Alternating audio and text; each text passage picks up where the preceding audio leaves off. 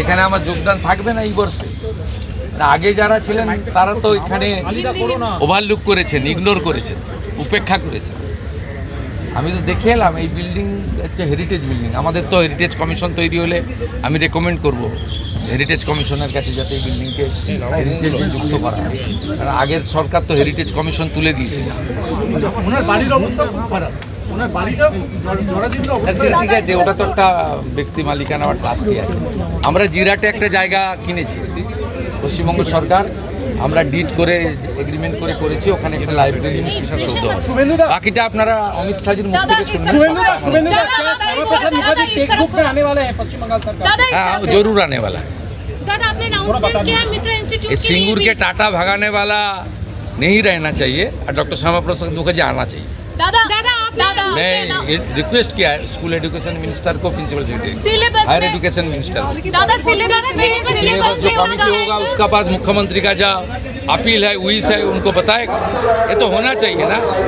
सिंगूर में टाटा का भगाना का इतिहास है, वो तो सिलेबस से हटना चाहिए। अगर ये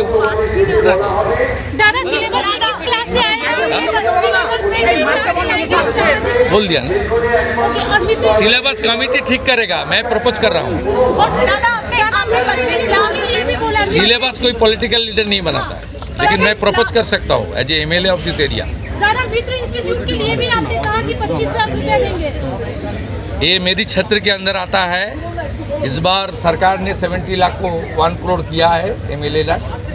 125वां उनका जन्मतिथि चल रहा, जन्म दिवस चल रहा है। इसमें कुछ काम तो यहाँ भी होना चाहिए। लंबा इतिहास है, 1906 से 1970 तक यहाँ उन्होंने विद्यार्थी थे। उसका बाद 1924 से 1938 स्कूल का जो परिचालन कमेटी था उनका प्रेसिडेंट था। इसका बड़ा योगदान है इनका, विद्यार्थी के नाते, परिचालित के नाते। उसको तो ठीक ठाक रखना चाहिए। पिछले MP MLA कोई काम नहीं किया, मुझे तो करना पड़ेगा। ডক্টর শ্যামাপ্রসাদ মুখার্জির স্মৃতিগুলোকে সংরক্ষণের জন্য বললেন আপনি, কমিটি গঠন করা হবে।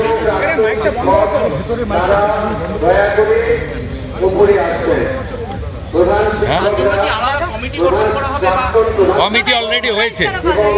মুখ্যমন্ত্রী সভাপতি, চিফ সেক্রেটারি, মেম্বার সেক্রেটারি, গভর্নমেন্টের সাইড থেকে 10 জন আছে আর বাইরে থেকে 10 জনকে নেওয়া আছে। বিশিষ্ট মানুষরা আছেন এই রাজ্যে। ওই কমিটি সারা বছর কাজ করবে এবং রাজ্য সরকার বাজেটে 200 কোটি টাকাও অ্যালট করেছে। লাগলে আরও টাকা দেওয়া, টাকাটা ফ্যাক্টর নয়। ওনার স্মৃতিকে করা হবে এবং প্রয়োজন হলে ঝাড়খণ্ড সরকারের সঙ্গেও আমরা কথা বলবো। ওনার মধুপুরে যে স্মৃতি আছে সেটা তো কীভাবে সংরক্ষণ করা।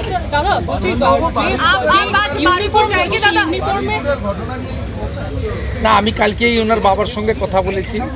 ওনার বাবা বিচার চেয়েছেন। জঘন্যতম ঘটনা, সিট গঠন হয়েছে। পরিবারের পক্ষ থেকে 4 জনের বিরুদ্ধে অভিযোগ দেওয়া হয়েছিল। 2 জনকে গ্রেপ্তার করা হয়েছে, 3 জনকে ডিটেন্ট করা হয়েছে, যাদের সঙ্গে পলাতক 2 আসামির ফোনে কথোপকথন পেয়েছে পুলিশ। পুরো আইজির নেতৃত্বে পুলিশ, STF সবাই কাজ করছেন। ওনার পরিবার যা যা চেয়েছেন সরকারের কাছে সেই কাজ সরকার করছে। আমি আশা করি যে তদন্তের মাঝপথে আমার না বলাই ভালো, কিন্তু এটুকু আমি বলে দিচ্ছি, পরিবার যেভাবে জাস্টিস চেয়েছেন, পরিবার, সরকার এবং পুলিশের কাছ থেকে যে যে সহযোগিতা চেয়েছেন সেটা তারা পাবেন। মোট 4টি মামলা হয়েছে। একটি এই জঘন্যতম অপরাধের মামলা ছাড়া আরও 3টি মামলা হয়েছে। সম্ভবত আমি এখনই বলবো না, আমি কাউকে ক্লিয়ারেন্স দিতে চাই না, পুলিশ বলবে। যেটা মব লিঞ্চিং হয়েছে এর পিছনে একটা কমিউনাল অ্যাঙ্গেল ছিল।